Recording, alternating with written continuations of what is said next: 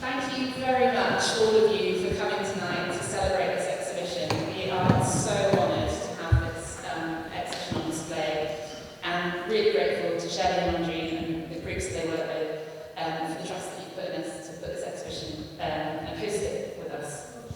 I think we first started working with the reviews back in 2018 for a display in active lifestyles, and then we did a Black Futures event in 2021 for the Windrush Day, and we've had a Black History Research Group which we relaunched last year. We're trying to encourage people to be part of, so if anyone's interested, please do let us know.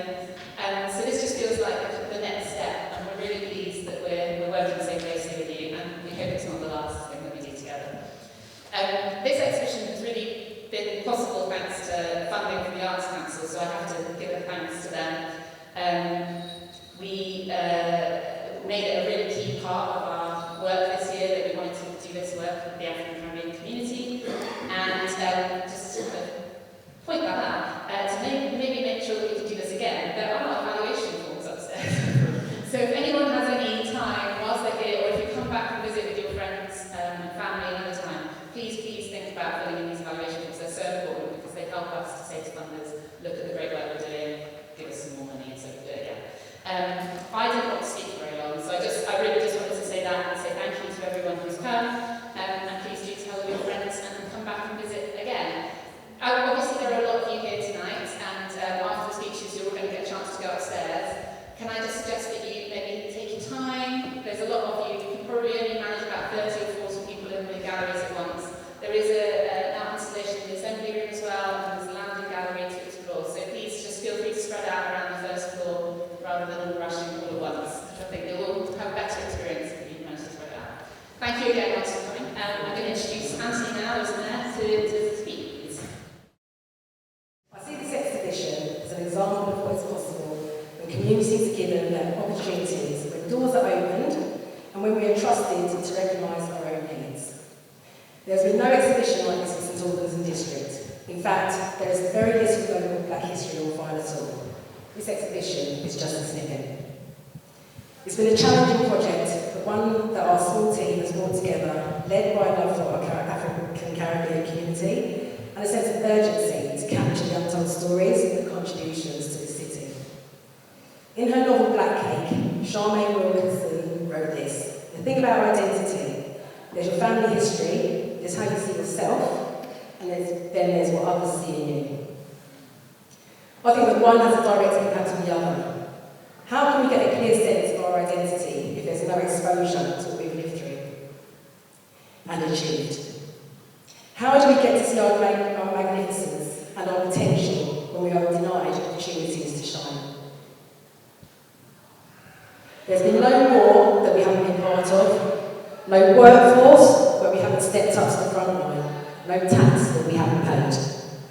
Becoming us is the first step to acknowledging the contributions that my ancestors, that my forefathers have made and continue to make to this country.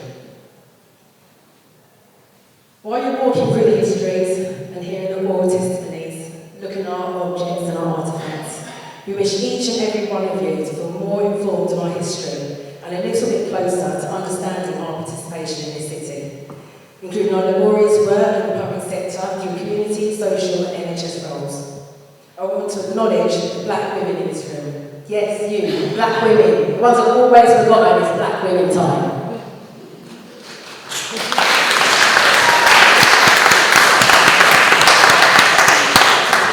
Black women spend lifetimes all over the world nurturing everyone before themselves, and we hope we've done our stories justice.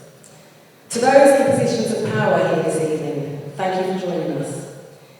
This project, like all successful projects, has required effort, investment and allies to come together. Throughout it all, a clear message rings true. Believe us when we say, we know what we need. We know what our communities need. And I think this rings true for all marginalised communities. I want to thank Antoinette. It's you. Because without her and her backing and her support and her absolute faith in me, LeeAnna's wish would not exist. I want to thank Peggy. Yes, you, Peggy. You listened before we even started the activist, you believed in me, you saw something, and you supported me, and I'm grateful for that. I want to thank Laura and Sarah for doing your best. Where are you? Yes. To do what we wanted. You didn't have Prosecco, you didn't have food. Next time. Next time we'll do it. When you put value into community, it empowers that community. It gives power to individuals who may only know oppression. Those stories throughout history have been marginalised, and it has a ripple effect across society. Thank you, Mr. Mayor, for coming tonight. Mrs. Mayoress, we've got faith in you. No pressure. No pressure.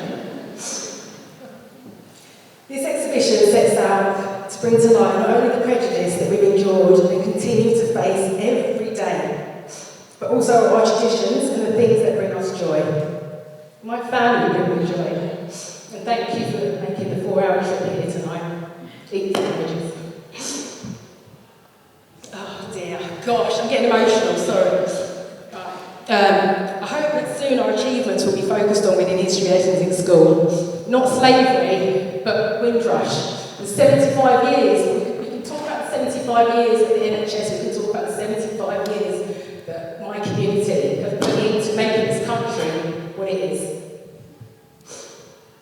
Black joy is not centred on in the same way that black trauma is, but it's essential, part of our existence. It's fundamental. If we're allowed to feel a full spectrum of emotion, it makes us who we are, and that's magic. And to my children, I'm sorry that all this takes me away from you, and I thank you for all of your support. Yes, I do. You're not going to be on camera, I've told them, but thank you so much. Thank you. You're going to get your money back, don't worry. And my ladies, my ladies, you know who you are.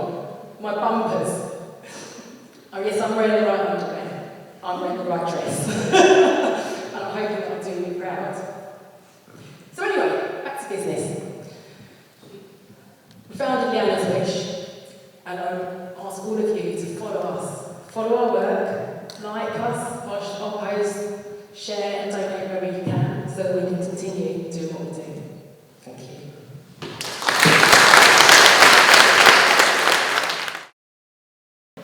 Thank you. Well, mine is going to be shorter than Shelley's, because Shelley's has said everything that I would say, and also I've been told off, so I mustn't be too political. I am when I am passionate about things, and I have been for a long, long time. So I'm going to skip all the things that I was going to say and just touch on a few things. Apart from the thank yous to the museum for their support, to Anthony, you have given us support coming to Active Lifestyle, encouraging us to do. Thank you to the African Caribbean community, and as Shelley said, our ladies over there, the Saturday School, our next generation, because this is for our next generation. It is giving them understanding to those who do not know about the African Caribbean community. But we've done this for our generation so that they can know where they come from, who we are, and what we've gone through, and then the achievements at the end. On saying this, when you go to see the exhibition, what we were hoping is to showcase the Windrush generation, their descendants, and hopefully to have a sense of their journey, what they were met with, the traditions that they brought, and what experience the descendants had in St. Albans. So hopefully we'll be able to cover that. This is a celebratory event. It is the first of its kind in St. Albans for the African Caribbean community. And it's long overdue.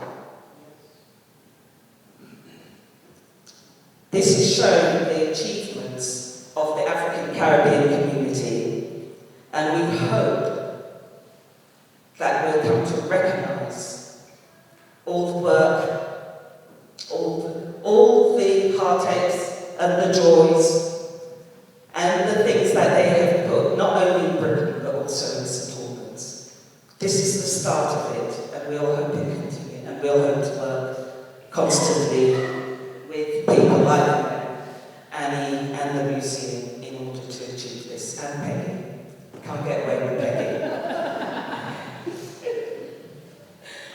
I was going to add a page full of things, but Shelley's covered the rest of it. But one of the other things is that I'm pleased that we were able to help the museum to populate the information of African Caribbean community. And we've done that through the workshops, through the exhibition today, and through the History website. I'm sure some of you may be surprised that the museum in 2018, when I met with Sarah, said that there was no information about the African Caribbean community in St Albans. And we know that African Caribbean community has been in Britain long before 1948, long before 38, 20s, and so on. And there was no information. And at the time she told me that active lifestyles did not have the capacity to do an event like this. But it's on meeting like-minded people like Shelley and LeeAnna's wish, and also LeeAnna, is she here today? Okay. From the mentoring organisation, and we got together and we were able to achieve this. And it shows that working together, being together, you can achieve the world. Okay? So my little ones, the Black History story, lessons, I'm coming back, don't worry, the exhibition is finished. You need to work together. A lot of African Caribbean's community, they've gone through hardship and they've kept it to themselves. But I'm saying here today, do not keep it to yourself. You work with your friends, your neighbours, your church, your community, and together we can achieve the world. And thank you, the African Caribbean community, Jackie, who sneaked a lot of things in after I looked at them. And Leah, and all who has supported us